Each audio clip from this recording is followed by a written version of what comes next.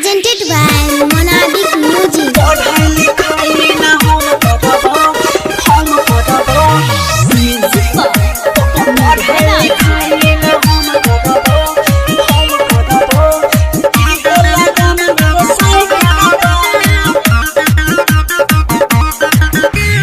मैया गे मैया कहना क्या रहब दुख दर्द माया बन सहब मैया गे मैया कहना क्या रहब दुख दर्द माया बन सहब घरवा के काम नहीं आब करब घरवा के काम नहीं आब करब गे पढ़ाई लिखाई ना हम करब इहे लगना में साय करब पढ़ाई लिखाई न हम करब इहे लगना में साय करब पढ़ाई लिखाई न हम करब इहे लगना में साय करब पढ़ाई लिखाई न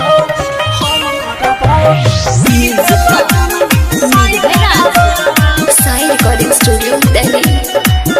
मैया जल्दी से लगन लगाई दे मैया जल्दी से लगन लगाई दे गे चढ़ल जवानी के गरमी मैया बन सहल जाइता गे जल्दी से अगुआ बोलाबा मैया बन रहल जाइता गे चढ़ल जवानी के गरमी मैया बन सहल जाइता गे जल्दी से अगुआ बोलाबा मैया बन रहल जाइता गे अब नहीं जवानी कंट्रोल करब अब नहीं जवानी कंट्रोल करब गे पढ़ाई लिखाई ना हम करब इहे लगना में साय करब पढ़ाई लिखाई न हम करब इहे लगना में साय करब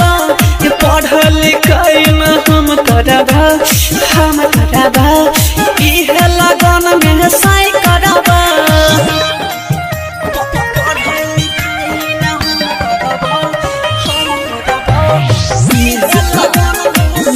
Sai Recording Studio, Delhi.